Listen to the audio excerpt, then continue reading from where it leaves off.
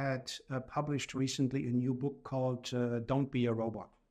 What is that all about? That Don't Be a Robot is pretty much the idea is very simple, but it's if you behave, if you think and act like a machine, you will be replaced by one. So the message has to be don't be a robot, and then we have to figure out what are we then? Because we can't, what makes a human being valuable in a world of AI? Now, what can machines do that we can't? What can they do better? And what is our role in this game? What makes us so valuable that in business we will still have a place? And the question is not whether we are being replaced. The question is, how does this machine-human interaction and the collaboration between humans and machine, how's that going to unfold, and how's it going to look in the future? And that's what that book was about. So when did you write the book? 2019. 2019. So this was definitely way before ChatGPT moment. It was. And it's interesting to see now how this unfolds. And for me, it comes way faster than I expected. I mean, I made predictions in the book that go in the same direction. And I see this collaboration between humans and machines, but it's working way better than I thought it would.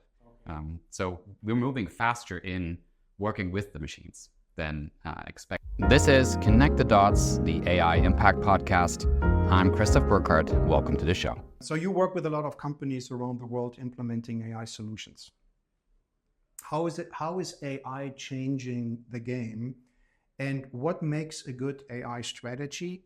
And to be honest with you, why do we need a strategy? Because AI is a technical feature. We had other technical features, but why do we need a strategy around this for a corporation, for the Mittelstand SMB, and even for a startup company? Because the strategy is required, or it helps a lot. It's not required. You can play without a strategy right now because we're just at the beginning of seeing this taking off. So right now we have a lot of what I call point solutions. So you take something that's not cognified and you put AI on top. Just like we took a letter and we turned it into an email by digitalizing it. But this is still just a letter. It's now digital, but it's still just a letter. So this is just a point solution. If you think that the same movement over time turns into something like social media that changes lives and it changes politics and society, this is disruption on a system level. And that requires a strategy to respond to because your entire way of working changed. And this will happen with AI. We don't know where and how yet, but because right now we're just cognifying different things. Okay, now it can talk. It can produce text. It can produce images or video. But this is still just taking something that's not AI and put a little bit of AI on top. It's still not changing the system. Yeah. But for sure, organizations will never look the same way.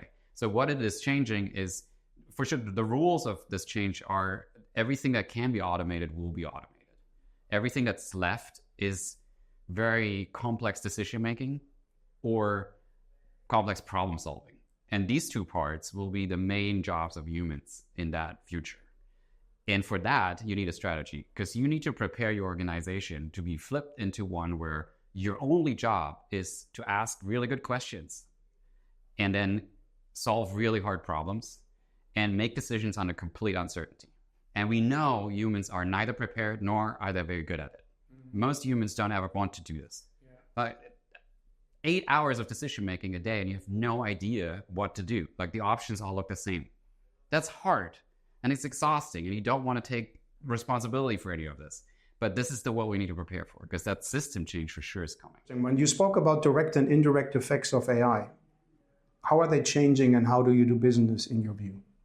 This I think, this is where AI really unfolds the biggest impact is through the indirect effects. And this is, humans work with expectations. We have expectations and we call them user needs, but they're really what we expect from a business, from an interaction with customer support. Mm-hmm. And all these expectations shift way faster than businesses can adopt.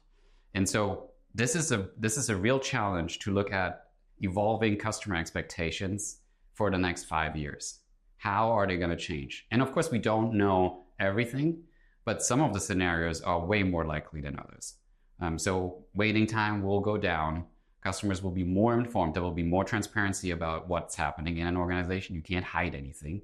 The massive use of data also means we know more. Mm-hmm. And everybody will know more. Yeah. Users will know a lot more. Yeah. So adapt now to that. And don't think you can hide more in the future. It's going to be more transparent rather than less. And so these things are already visible. And so we can prepare right now for something that might just hit us in 3 years. Don't be afraid. Being scared is a very human thing. And it is sometimes to our advantage. And there is an evolution behind that, why we are the way we are.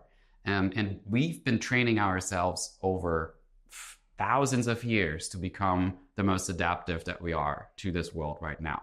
And we're very adaptive to working with other people. Now we get a new player.